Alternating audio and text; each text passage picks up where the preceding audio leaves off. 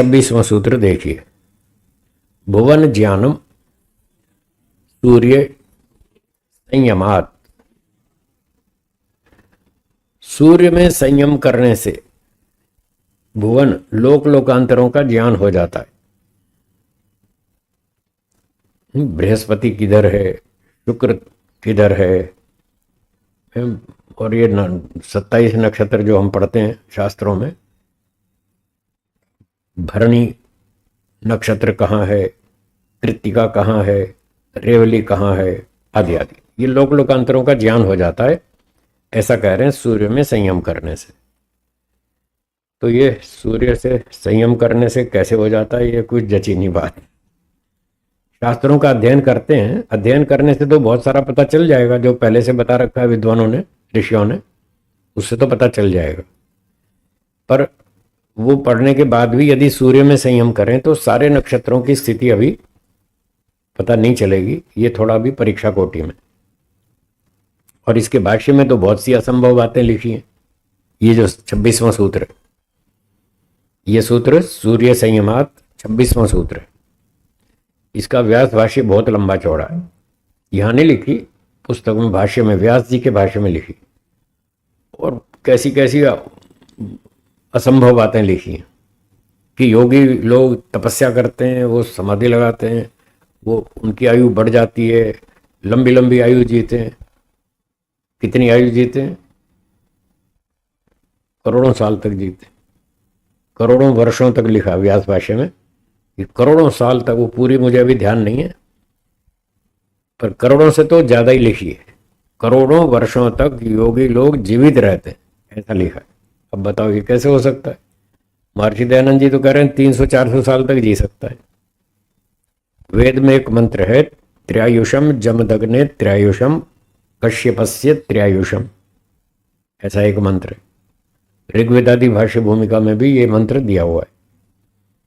तो उसके भाष्य में महर्षि दयानंद जी लिखते हैं कि मनुष्य अपनी आयु को 300-400 वर्ष तक बढ़ा सकता है। त्रयायुषम, तीन गुना। तो सामान्य आयु जीवे में शरद शतम, 100 साल तक जी, ये सामान्य आयु है। फिर उसको बढ़ाएंगे तो 200 साल भी कर सकते हैं, 300 भी कर सकते हैं। और महर्षि दयानंद जी ने कहा चलो 400 तक भी खींच लो। 400 वर्ष तक मनुष्य जी सकता है एक शरीर में। फिर मृत्यु हो जाएगी, फिर दूसरा जन्म लेगा, फिर अगला जन्म शुरू हो जाएगा।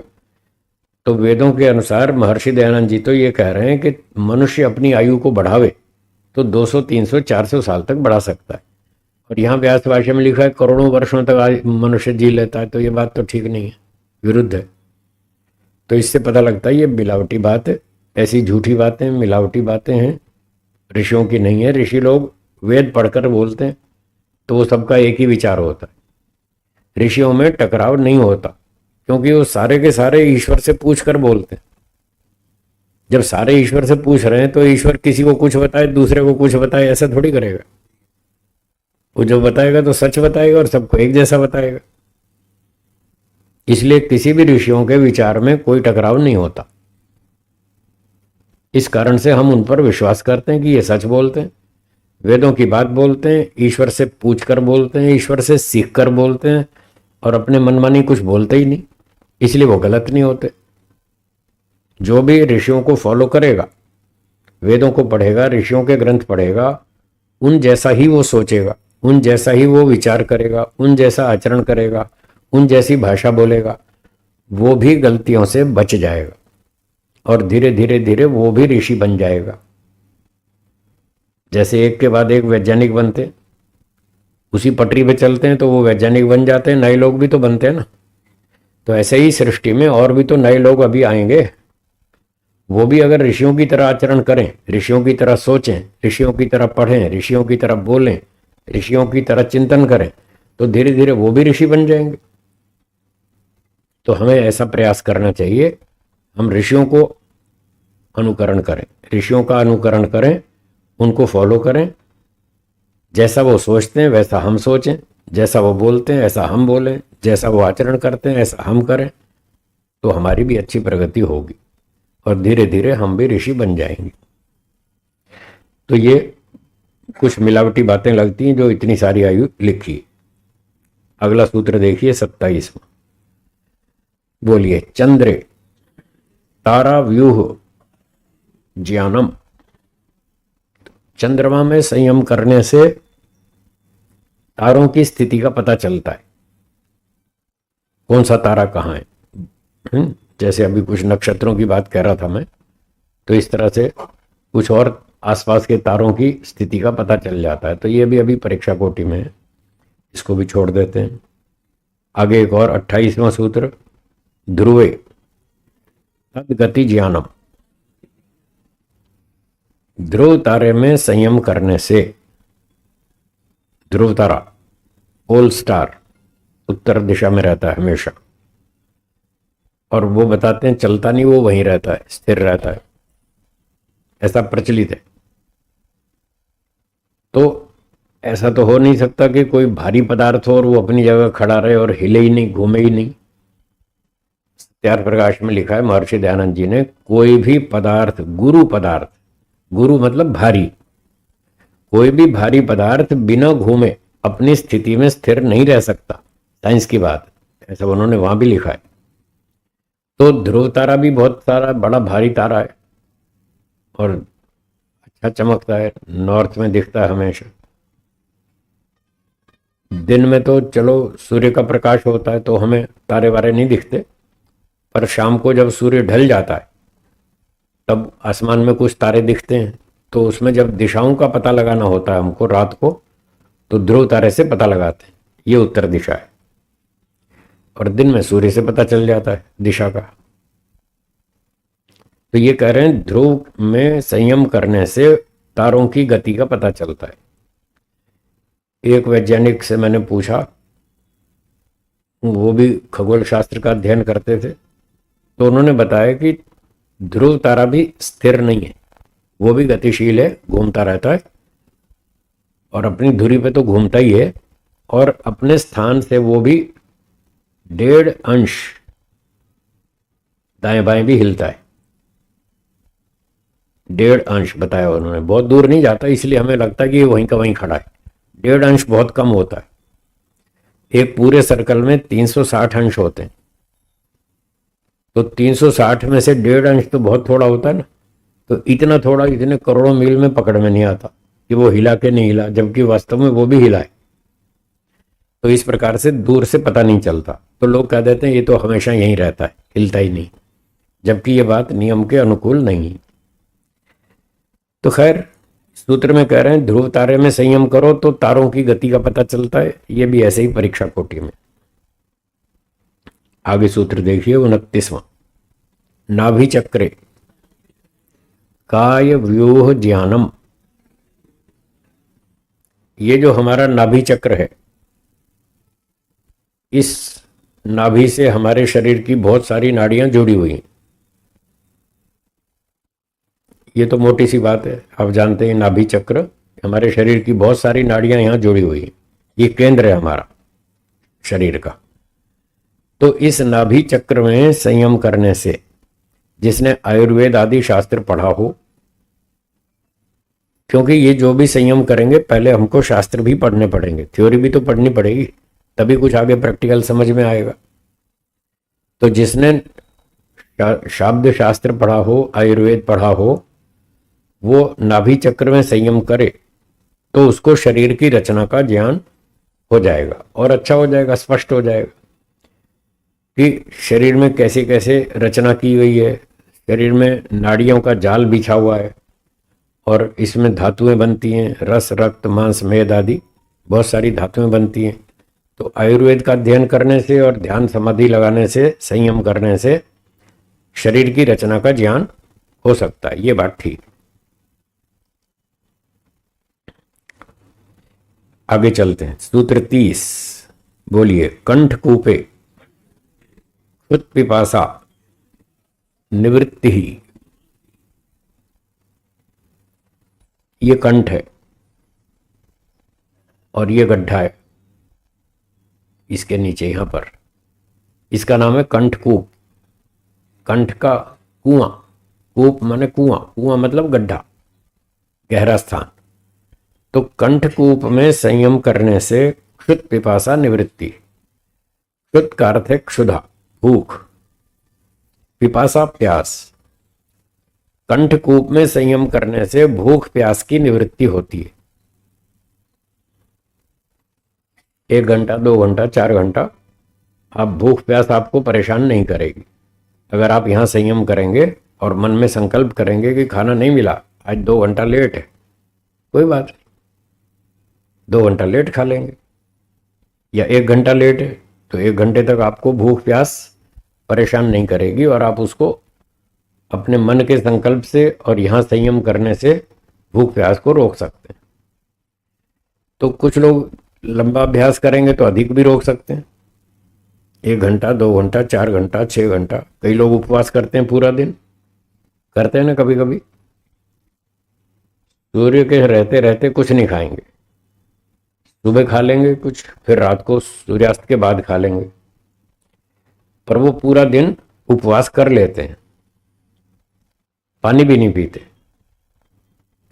तो मतलब ऐसा हो सकता है, ये तो संभव है कि अगर व्यक्ति संकल्प कर ले और थोड़ा यहाँ कंठ में संयम करे और संकल्प कर ले कि आज भोजन नहीं करना, तो वह आराम से उसको सहन कर लेगा।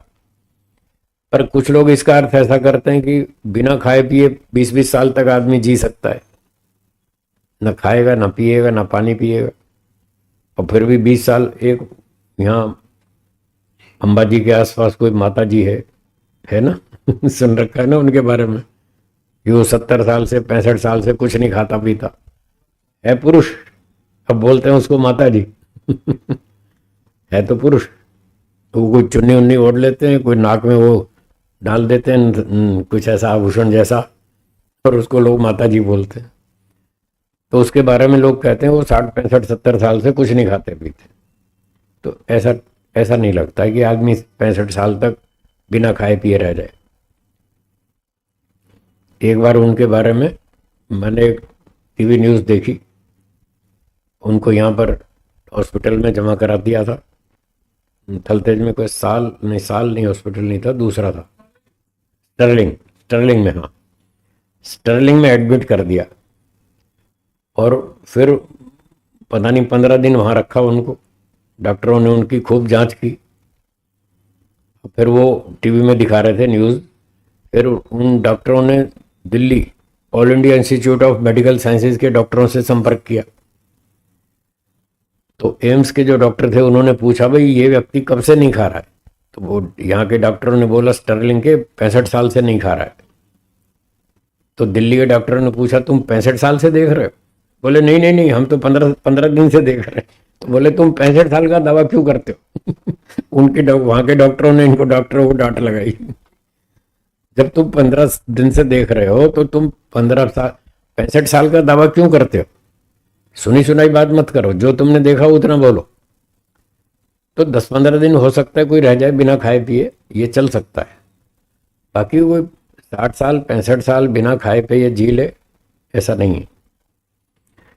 तो इस सूत्र को इस तरह से समझना चाहिए कि एक सीमा तक तो व्यक्ति भूख प्यास की निवृत्ति कर सकता है, लंबे हमेशा के लिए नहीं, वर्षों के लिए नहीं।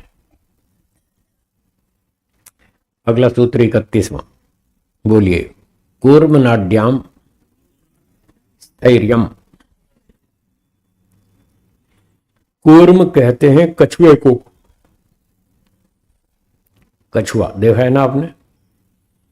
तो कछुआ कैसा होता है? वो धीरे धीरे चलता है और उसकी जो पीठ होती है बहुत मजबूत होती है, और जब कोई खतरा होता है तो वो अपने अंग सिकोड़ लेता है, पीठ के अंदर कर लेता है, तो अब वो सुरक्षित हो जाता है और वो चिपक जाता है, जम करके बैठ जाता है। तो यहां कह रहे हैं कोई शरीर में कूर्म नाड़ी होती है, कोई कछुए जैसे आकार की कोई नाड़ी होती होगी, तो उसमें जब योगी संयम करता है तो वो भी कछुए की तरह स्थिर हो जाता है, चिपक जाता है, हिलता नहीं। तो ये भी परीक्षा कोटि में है, ये भी कोई ज्यादा समझ में नहीं आई बात। अगला सूत्र देखिए 32वां, मूर्ध ज्योतिषी सिद्ध दर्शनम। ये है मूर्धा, इसको मूर्धा कहते हैं, सिर को। ठीक है। तो मूर्धा की ज्योति में संयम करने से, मूर्ध ज्योतिषी जब आंख बंद करके ध्यान करते हैं तो कोई ज्योति प्रकाश दिखता है। उस मूर्धा की ज्योति में संयम करने से सिद्ध पुरुषों का दर्शन होता है। भाष्य में तो कुछ ऐसा लिखा है कि जो मुक्ति में आत्माएं घूम रही हैं, मुक्त आत्माएं, और भी कोई आत्माएं आकाश में घूम रही हैं। जो सिद्ध पुरुष हैं, पहले योगी थे, अब चले गए और वो आकाश में अंतरिक्ष में घूम रहे हैं। तो मूर्धा की ज्योति में संयम करो तो वो उन सिद्ध पुरुषों का दर्शन होता है। वो मुक्त आत्माएं दिखती हैं और जो है वो आकाश में आत्माएं और घूम रही हैं भूत प्रेत बन के। वो जो भूत प्रेत तो नहीं, पर वो पहले जमाने में सिद्ध पुरुष थे, अच्छे अच्छे योगी थे, और उनकी आत्माएं यहाँ घूम रही हैं आकाश में, उनका हमको दर्शन होता है। ऐसा कुछ लोग मानते हैं। ये बात हमारी समझ में नहीं आई, गलत। ऐसे कोई दर्शन नहीं होता। वेदांत दर्शन में तो मना कर रखा है, जो मुक्त आत्माएं हैं उनका दुनिया वालों से कोई लेना देना नहीं। तो वो दुनिया वालों से कोई संपर्क नहीं कर सकते, कोई उनकी सहायता नहीं कर सकते, कोई उस समय वो परोपकार का काम नहीं कर सकते, क्योंकि मुक्ति का जो काल है वो कर्म क्षेत्र नहीं है, वो फल भोग क्षेत्र है। वहां पर आप मुक्ति में गए हैं, अपना आनंद लो, घूमो फिरो, वहां आपको काम नहीं करना। काम करना है तो अब करो। जब हम संसार में हैं, शरीरधारी हैं, अब कर लो जो करना है।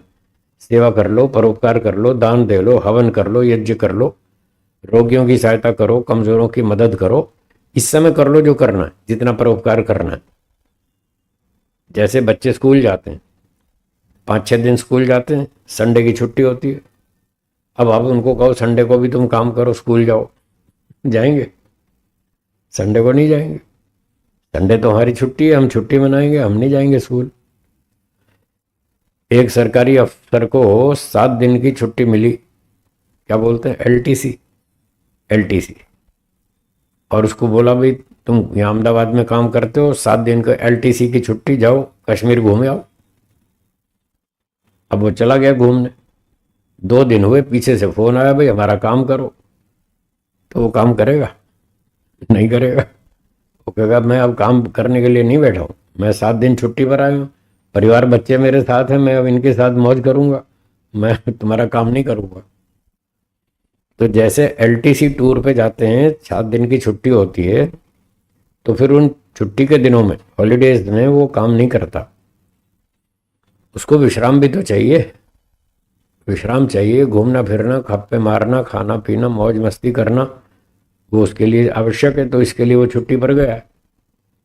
इसी प्रकार से जो व्यक्ति मोक्ष में चला गया वो भी छुट्टी पर है। मोक्ष डेज आर हॉलीडेज। अब हॉलीडेज में काम नहीं करेगा। और सरकार वाले तो बुला भी लें फोन करके, आ जाओ भाई जरूरी काम है, इमरजेंसी। तो ईश्वर का तो कोई काम अटकता नहीं, वो तो कोई असिस्टेंट रखता नहीं, तो वो तो कभी भी नहीं कहेगा फोन करके भाई तुम मुक्ति में से निकल आओ, चलो यहाँ थोड़ा काम कर दो। इसलिए ईश्वर मुक्त आत्माओं को कभी नहीं कहता कि तुम काम करो, उनकी छुट्टी है, वो छुट्टी मनाओ, जाओ, अभी तुम्हें नहीं छोड़ेंगे। जब तुम्हारा मुक्ति काल पूरा हो जाएगा फिर आ जाना, फिर तो वो आ ही जाएगा।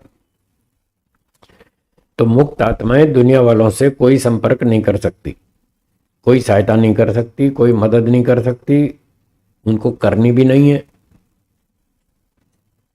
पर लोग हैं अजीब अजीब तरह के सवाल पूछते रहते हैं।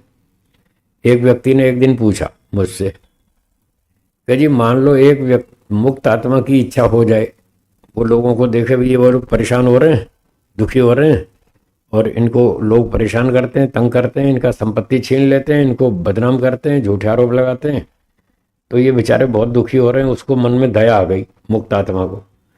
तो उसने सोचा मैं इनकी थोड़ी मदद कर दूं, इनको थोड़ा बता दूं कि भाई तुम क्यों यहाँ दुखी हो रहे, तुम फटाफट समाधि लगाओ और मोक्ष में आ जाओ, मैं थोड़ी इनकी हेल्प कर दूं। यदि उसके मन में ऐसा विचार आ जाए तो क्या होगा? मैंने कहा ये होगा कि पहले तो आएगा नहीं, क्योंकि वो गया ही छुट्टी मनाने, अब काम नहीं करेगा। और फिर भी कल्पना करते हैं चलो सपोज अभ्युपगम सिद्धांत से थोड़ी देर के लिए मान भी लें कि किसी मुक्त आत्मा के मन में विचार आ गया कि इन गरीबों की मदद कर दें, इन लोगों की सहायता कर दें और इनको मोक्ष का रास्ता बता दें, तो ये भी दुख से छूट जाएंगे। ऐसा उसके मन में आ भी गया तो वो ईश्वर से पूछेगा, क्योंकि वहां का मालिक तो ईश्वर है। ईश्वर की परमिशन के बिना तो वो कुछ कर नहीं सकता। तो कल्पना करते हैं एक मुक्त आत्मा ने ईश्वर को एप्लीकेशन दी, कल्पना कर रहे हैं, कागज पे एप्लीकेशन लिख कर दी कि लो जी मुझे थोड़ी परमिशन दे दो, मैं इन बस्ती वालों को थोड़ा समझाना चाहता हूँ, थोड़ा इनको अच्छी सलाह दे देना चाहता हूँ। तो ईश्वर ने वो कागज देखा, एप्लीकेशन देखी। अब फिर पूछा, हाँ भाई, ये इतनी लंबे सारे मोक्ष आत्माएं खड़ी थी, पूछा भाई किसने लिखी है? तो एक ने हाथ उठाया, साहब मैंने लिखी। क्या नाम है तुम्हारा? मैं आत्मा हूं। अच्छा, तुम लोगों की मदद करना चाहते हो? हाँ जी। अच्छा ये बताओ तुम कौन हो? बोला मैं आत्मा हूं। अच्छा मैं कौन हूं? आप ईश्वर हैं। तुम अल्पशक्तिमान हो या सर्वशक्तिमान? बोला मैं अल्पशक्तिमान हूं। ईश्वर ने पूछा मैं कौन हूं कि आप सर्वशक्तिमान हैं? तुम अल्पज्ञ हो या सर्वज्ञ हो? साहब मैं तो अल्पज्ञ हूं। और मैं कैसा हूं? आप सर्वज्ञ हैं। तो ईश्वर ने कहा देख आत्मा सुन, कान खोलकर सुन, ध्यान से सुन। तुम आत्मा हो, मैं परमात्मा हूं। तुम अल्पज्ञ हो, मैं सर्वज्ञ हूं। तुम अल्पशक्तिमान हो, मैं सर्वशक्तिमान हूं। मैं रोज दुनिया वालों को समझाता हूं, भाइयों अच्छे काम करो और मोक्ष में आ जाओ। ये लोग मेरी नहीं सुनते, तेरी क्या सुनेंगे? ईश्वर ने उसको ऐसे समझाया, ये मेरी नहीं सुनते, तेरी क्या सुनेंगे? हैं? तू मुझसे ज्यादा समझा लेगा, तेरे को ज्यादा अक्ल है मुझसे, तू ज्यादा अच्छा समझाना जानता है क्या मुझसे भी? तो उसका दिमाग ठीक हो गया, बोला ठीक है, मुझे समझ में आ गई, मेरी नहीं सुनेंगे, इसलिए मैं नहीं जाऊंगा। अगर कोई मुक्त आत्मा आ भी गया तो दो ऑप्शन है, या तो बिना शरीर के आएगा या शरीर धारण करके आएगा, दो ही ऑप्शन है। बिना शरीर के आएगा तो किसी को दिखेगा नहीं, तो लोग समझेंगे कैसे कि कोई हमको मुक्त आत्मा बोल रहा है कि तुम ये काम कर लो। और ऐसे ही बिना शरीर के ऐसे ही घूमता रहा और किसी के सर में घुस गया और उसको जाके कुछ बोल दिया कि तू अच्छा काम कर ले, तो खाम खाम उसको और भ्रांति पैदा हो जाएगी, कोई भूत प्रेत घुस गया मेरे अंदर।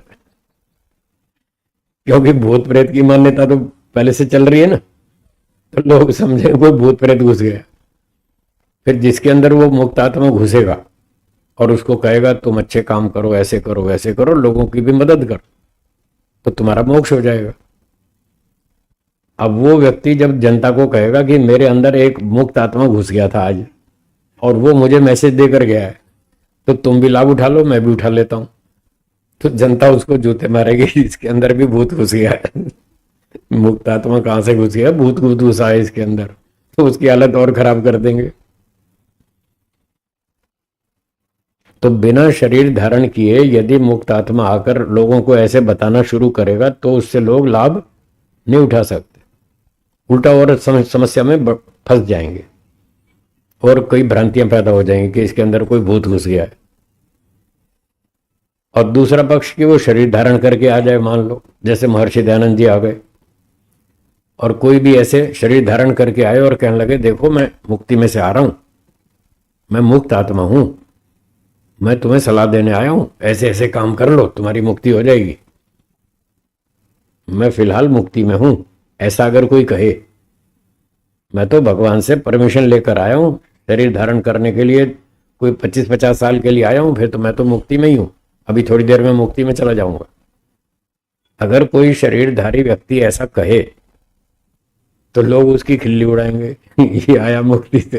ऐसे खिल्ली उड़ाएंगे उसकी, ये देखो ये आया मुक्ति से। तब भी कोई विश्वास नहीं करेगा।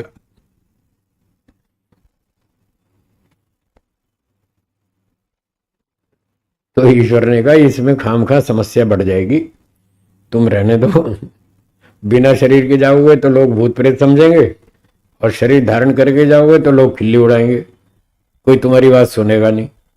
जब मैं इतना रोज समझा रहा हूं लोगों को, जब मेरी नहीं सुन रहे, तुम्हारी क्या सुनेंगे? तो तुम फिर दुखी हो जाओगे जब तुम्हारी नहीं सुनेंगे। तुम गए तो थे लोगों का सेवा करने, परोपकार करने, भला करने, और लोग तुम्हारी जब खिल्ली उड़ाएंगे फिर तुम परेशान हो जाओगे। इसलिए मत जाओ, वही ठीक है। इस कारण से ईश्वर ने किसी को परमिशन नहीं दी। वेदांत दर्शन में ये बात लिखी है। जिनको पता नोट करना हो तो कर लो, घर जाके देख लेना पुस्तक में। वेदांत दर्शन चौथा अध्याय है, चौथा पाद है, और सूत्र संख्या है 17, 17। वेदांत दर्शन चौथा अध्याय, चौथा पाद, 17वां सूत्र है, जिसमें ये बात लिखी है, जगत व्यापार वर्जम। दुनिया का कोई व्यापार मना है। मुक्त आत्मा के लिए दुनिया का कोई भी काम करना मना है। वो दुनिया के काम नहीं करेगा। न सूर्य बनाएगा, न पृथ्वी बनाएगा, न अनाज बनाएगा, न पशुओं बनाएगा, न पक्षी बनाएगा, न लोगों को सलाह देगा। कोई दुनियादारी से कोई मतलब नहीं, उसके लिए मना है, वर्जित है। तो ये साफ लिखा हुआ। इसलिए कोई सिद्धों का दर्शन नहीं होने वाला, ये सब भ्रांति है। हाँ, इतना अर्थ थोड़ा बदल लें तो हो सकता है कि जब व्यक्ति अपने मन में यहाँ पर ध्यान करता है, चिंतन करता है, सत्वगुण को उभार लेता है, उसका थोड़ा प्रकाश भी दिख जाता है। और प्रकाश से तो कोई फर्क नहीं पड़ता, पर चित्त की स्थिति सात्विक हो, मन शुद्ध हो, और व्यक्ति चिंतन करे, तो ईश्वर उसकी योग्यता बढ़ा देता है।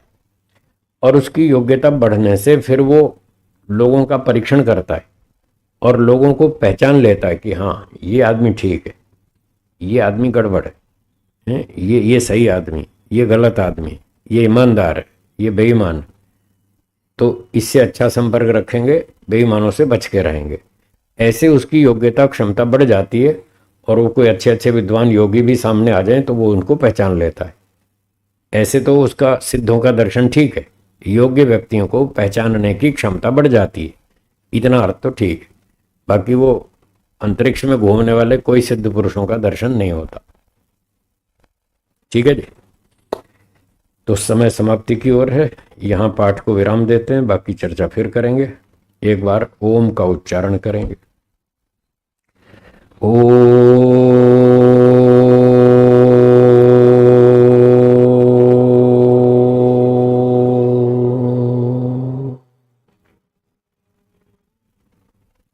धन्यवाद। अगली सूचना श्री लालचंद जी। ओम। एक बार तालियों की गड़गड़ाहट के साथ पूज्य स्वामी जी महाराज का बहुत बहुत धन्यवाद है। सज्जनों, आज तो पाठ के माध्यम से हम कहीं अंतरिक्ष में चल रहे थे, कहीं मुक्ति में चल रहे थे, कहीं बंधन में चल रहे थे। बहुत ही अद्भुत विषय इस योग दर्शन के माध्यम से हमको समझने के लिए अवसर मिला है, समझने के लिए हमको अवसर मिला है। मैं जहाँ तक समझता हूँ कि शायद ही आर्य समाज के अलावा आप लोगों ने कहीं योग दर्शन का इस प्रकार का पाठ पढ़ते हुए कहीं अनुभव किया, शायद ही ऐसा हो सकता है, संभावना बहुत कम है। तो ये आर्य समाज एक ऐसा माध्यम है कि जो सिर्फ वेद की बात को मानता है और वेदों को ही आगे बढ़ाने का प्रयास करता है, वेदों का ही प्रचार प्रसार, और वेद के ही ये उपांग है। वेद के जो अंग और उपांग होते हैं, तो जो वेद की विद्या के अनुकूल होते हैं उसको वेदांती शास्त्र है। वेद की विद्या के ही अंग उपांग है जो दर्शन शास्त्र है। तो दर्शनों को हम जितना गहराई से श्रद्धा पूर्वक पढ़ेंगे तो हमारी आत्मा के अंदर प्रकाश होगा। प्रकाश से तात्पर्य हमारा ज्ञान बढ़ेगा, और ज्ञानान मुक्ति, ये भी दर्शन में कहा है, ज्ञान से ही मुक्ति होती है। मुक्ति से तात्पर्य ये है कि जितने भी बंधन होते हैं उससे मुक्त हो जाना। तो धीरे धीरे धीरे धीरे आत्मा ये महसूस करता है कि मैं बंधनों से छूट रहा हूँ।